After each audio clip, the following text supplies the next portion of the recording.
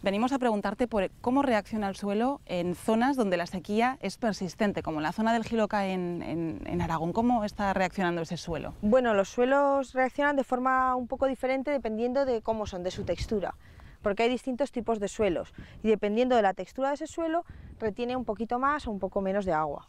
Entonces, por ejemplo, los suelos arenosos son suelos que retienen poca cantidad de agua. Entonces, por mucho que llueva, el suelo tiene una cantidad de agua que puede retener y no retiene más. Sin embargo, suelos pues más arcillosos o con una textura más fina, esos suelos pueden retener mucha más cantidad de agua. También depende no solo de la cantidad de agua que les cae a los suelos, la cantidad de lluvia, sino de la forma. Porque claro, hay veces que si cae, por ejemplo, una tormenta, el suelo no puede absorber el agua a la misma velocidad que cae. Y ese agua pues se va perdiendo por escorrentía, se llama, es agua que corre y se va fuera de los campos. Si el suelo ya cuando se siembra un cultivo ya es un suelo que ya su capacidad de retención está mermada, ya es un suelo que tiene poquita agua, pues el cultivo pues le va a costar salir adelante si no va recibiendo el agua que necesita. ¿Has buscado algo relacionado con Monreal del Campo, esa zona del Jiloca, que nos preocupa? Aquí tenemos un gráfico con estas líneas, la línea roja sería la cantidad de agua que hay en un suelo de los buenos, en un suelo de los que tienen una gran capacidad de retener agua, ¿ves? El suelo empieza con bastante cantidad de agua, estos piquitos pequeñitos que vemos sería la lluvia que va cayendo. Sí. Y por aquí, en la línea roja, tenemos el agua que consume un cultivo, en este caso sería la cebada, el agua que va necesitando. Vemos que al principio, claro, cada vez va necesitando más agua, más agua, más agua, y a la misma vamos viendo que la cantidad de agua del suelo va descendiendo conforme va el cultivo necesitándola. Pero vemos que llega un punto en el que el cultivo necesita agua y el suelo ya no tiene agua disponible. No hay reservas. Ya no hay reservas, y entonces se inicia el estrés del cultivo. ¿Y este estrés qué quiere decir? ¿En qué repercute en los cultivos? Este estrés generalmente, hombre, depende un poco del momento del ciclo del cultivo, el momento en el que se produce el estrés. Pero en general, sobre todo ya en fases más avanzadas, bueno, dependiendo un poco del tipo de cultivo y del momento, se produce una merma en la producción. Por eso generalmente en el secano pues la producción suele ser inferior a la del regadío, porque siempre, salvo algunos años que son excepcionalmente buenos, siempre hay momentos en los que el cultivo sufre un estrés y eso repercute en la producción. Si de repente ahora lloviese mucho, ¿serviría para salvar esta cosecha?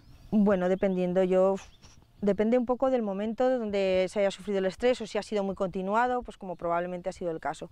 Pues se podría salvar en algunos casos parte de la cosecha, pero nunca se llegaría al potencial total de ese cultivo. Estamos rodeadas de cereales, pero que son de regadío. Estos son de regadío, sí, sí. Por eso los vemos, ¿no? Así de bien, algo que desde luego en algunas zonas de Teruel no está sucediendo. No. Pues gracias, Raquel. Muchas gracias a vosotros.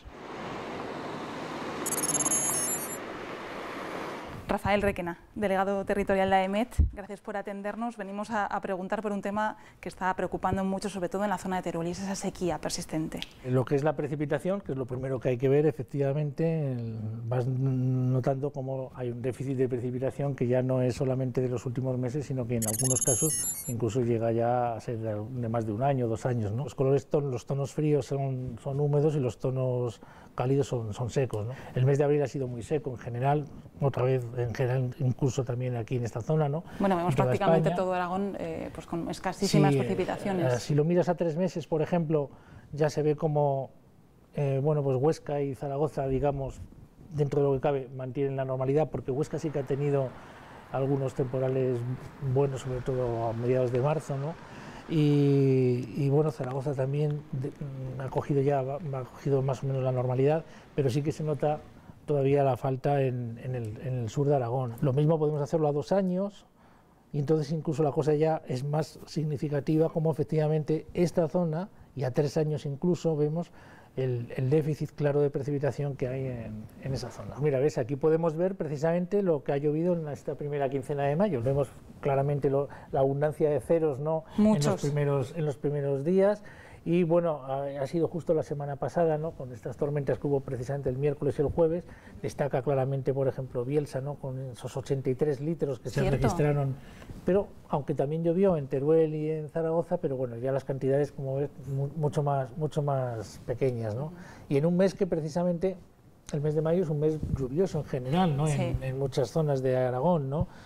No sé, por ejemplo, pues Daroca podemos ver que lleva nada más que 5 litros en la mitad de mes, cuando lo normal son 50 y tantos, ¿no? Es decir, lleva un 10% de su precipitación normal, ¿no? ¿Qué está pasando, no? Está lloviendo menos de lo habitual, ¿no? Esta situación en la que pues, no llueve en determinadas zonas, pues hay quien habla de si son esas famosas avionetas las que hacen que pues, se lleven las nubes y no llueva.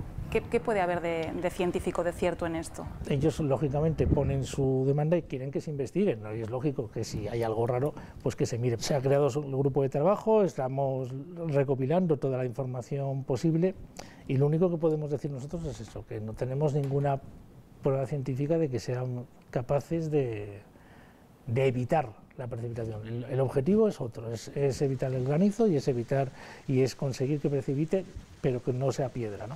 Que evite la precipitación, que es lo que ellos dicen, pues bueno, la verdad es que nosotros no tenemos ninguna evidencia científica de que sea así. Hay una peculiaridad, como sabemos, en Teruel, que es la provincia más tormentosa de España, entonces las tormentas de verano evidentemente proporcionan una precipitación a veces superior en los meses de verano que a lo mejor en meses como diciembre o enero, ¿no? Entonces esa sería la esperanza, ¿no? La gran esperanza es que las tormentas puedan proporcionar algo de precipitación en el tramo que queda, este último cuarto de tramo del año agrícola en curso.